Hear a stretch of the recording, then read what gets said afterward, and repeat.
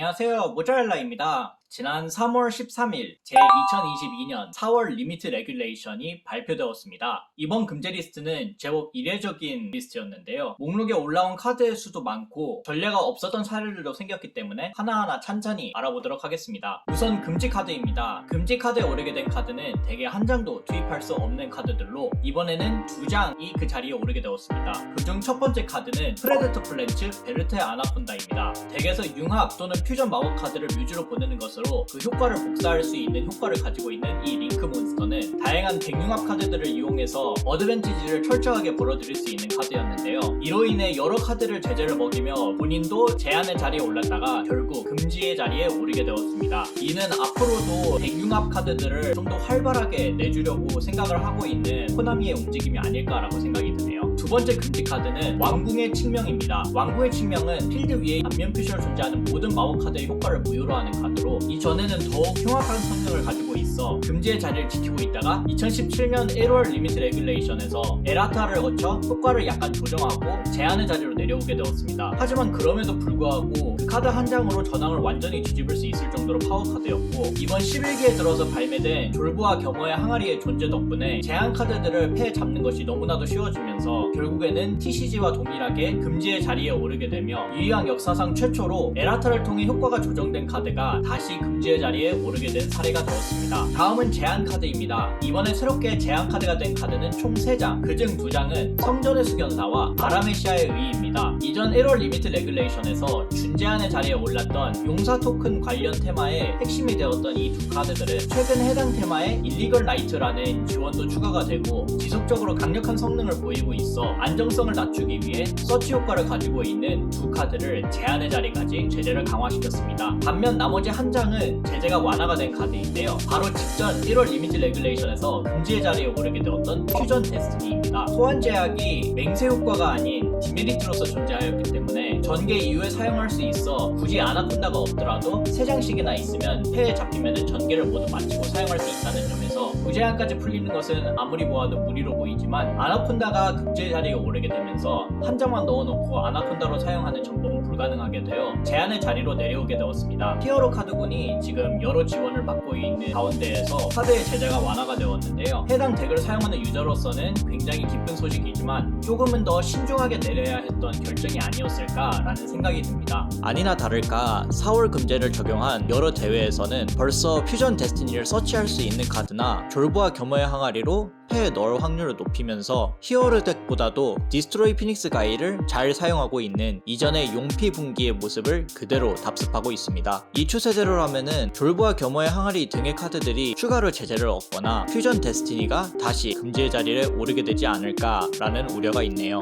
다음은 준제한 카드입니다. 덱에 2장 투입할 수 있는 준제한 카드의 자리에 오르게 된 카드는 총 12장으로 그중 제재가 강화된 케이스는 4장, 완화된 케이스는 8장입니다. 첫 번째 카드는 트라이브리게이드 프랙탈입니다. 뮤즈로 보내는 것으로 다른 트라이브리게이드 몬스터를 뮤즈로 보낼 수 있었던 이 카드는 하급 중에서도 뛰어난 공격력을 가지고 있고 공통효과도 가지고 있어 초동 및 돌파 어느 쪽이라든 사용할 수 있었기 때문에 대회를 뛰고 있는 현역 유저분들도 어째서 계속 무제한의 자리에 있는지 의문을 갖고 있던 카드였었는데 준제한이 된 것은 조금 늦은 감이 없잖아 있지만 중요하다고 생각했습니다. 준제한으로 제재가 된 두 번째 카드는 낙인 개막, 패를 버리고 데스피아 몬스터 한 장을 패에 넣거나 특수 소환할 수 있는 카드입니다. 현재 환경의 쌍두마차 중 하나인 데스피아를 견제하기 위해서 출시가 된 지 얼마 되지 않은 낙인 융합 대신에 다양한 데스피아 몬스터를 액세스를 할 수 있는 낙인 개막을 제재한 것으로 보입니다. 세 번째로 준제한으로 제재된 카드는 졸부와 겸허의 항아리입니다. 엑스트라 덱에서 3장 또는 6장을 뒷면 표시로 게임에서 제외하고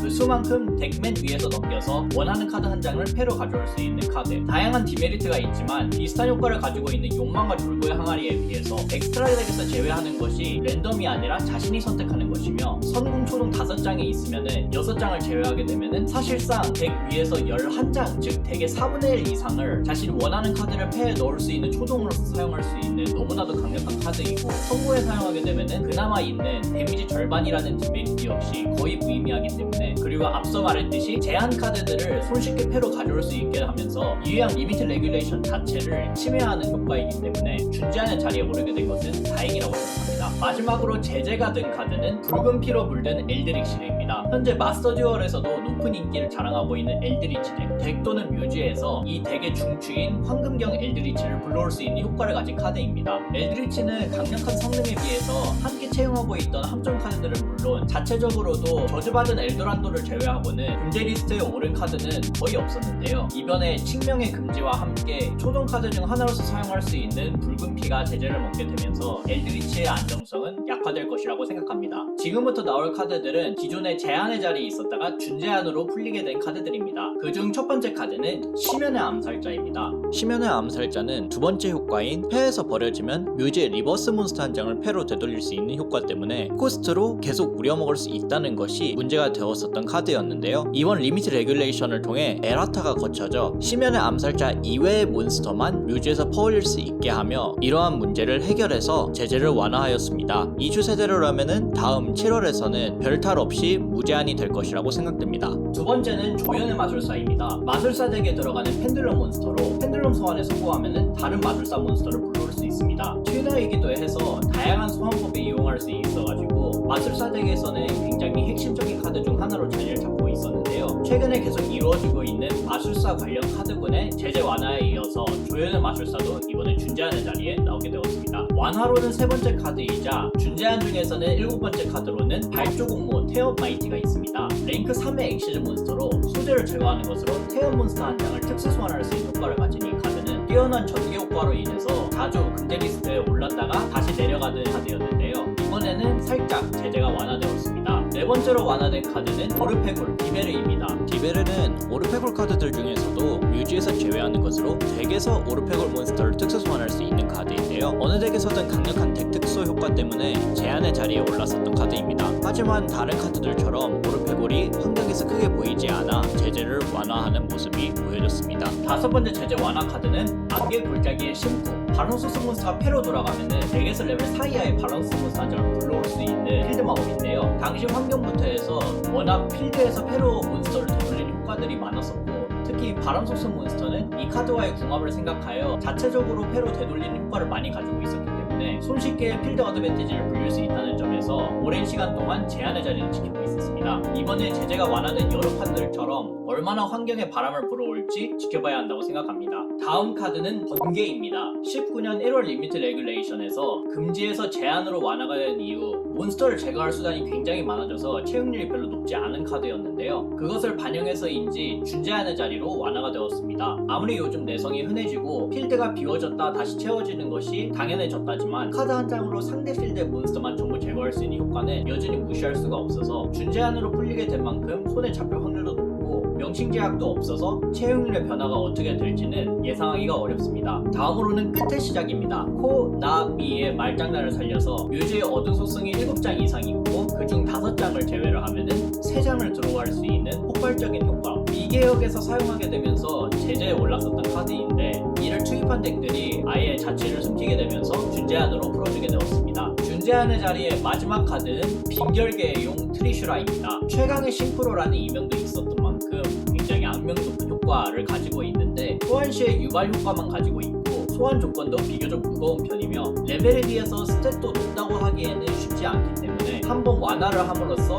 환경을 지켜보고자 하는 게 아닐까 싶습니다. 마지막으로 제한 해제입니다. 이제 이 카드들은 덱에 3장씩 넣을 수 있는데요. 그중 첫 번째 카드는 지난 리미트 레귤레이션에서 준제한으로 풀렸던 월터가이스트 멀티페이커입니다. 월터가이스트가 현 환경에서 아주 큰 힘을 발휘하고 있지는 않은 상황인데 함정 카드가 발동하기만 하면은 패에서 튀어나와서 덱에서도 다른 월터가이스터를 불러올 수 있는 멀티페이커는 강력한 카드인 만큼 다시 티어권 진입을 노려볼 수 있지 않을까라는 생각이 듭니다. 두 번째 카드는 희망의 기억. 자신 필드의 넘버즈 종류 수만큼 덱에서 드로우를 할 수 있는 마법 카드로 누메론과 조합하여 덱에서 카드를 4장씩 드로우하는 정확한 카드였는데요. 정작 그 누메론에서 자주 사용하고 있던 에이스 몬스터인 호프 제알이 오래전에 금지에 오르게 되고 구매론이 환경권에서 보이지 않게 되면서 희망의 기억 역시 풀어주게 된 것으로 보입니다. 세 번째 카드는 히어로 얼라이브입니다. 아직 10기 시절 강귀 트로이메어 덱에서 소환권을 사용하지 않고 덱에서 소재를 조달할 수 있는 얼라이브를 사용했던 것 때문에 준제한의 자리로 제재가 되었었는데요. 여전히 강력한 카드이지만 무시할 수 없는 코스트와 발동 조건으로 인해서 무제한으로 제재가 완화되었습니다. 앞서 언급했던 퓨전 데스티니처럼 히어로 지원과 함께 완화된 것이 아닐까 싶은데 퓨전 데스티니에 비해서는 납득할 만한 완화라고 생각합니다. 이번 리미트 레귤레이션 마지막으로 올라가 있는 카드는 메타버스. 이전에 제재가 완화되었을 때 언급했듯 금제에 이 카드의 이름을 올리게 된 주범이었던 마종동이 금지의 자리에 오르게 되면서 예상했던 대로 천천히 제재가 완화되었습니다. 이렇게 이번 4월 리미트 레귤레이션 총 21장의 카드를 보았습니다. 오늘의 영상은 여기까지입니다. 즐겁게 봐주셨으면 좋겠습니다. 감사합니다.